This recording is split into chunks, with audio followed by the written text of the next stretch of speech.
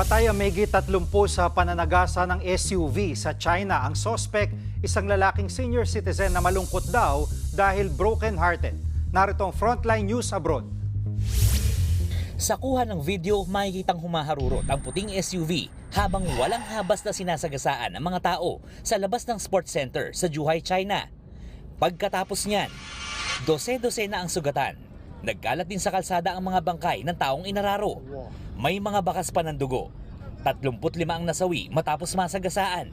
Mahigit 4 na po naman ang sugatan.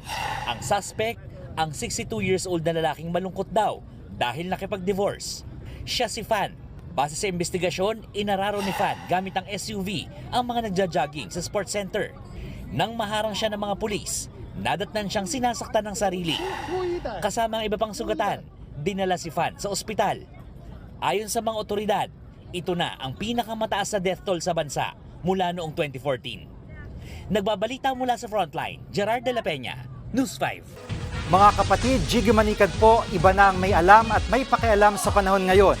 Para sa konkreto, kumpleto at komprehensibong balitaan sa Frontline, mag-follow at mag-subscribe sa social media pages ng News 5.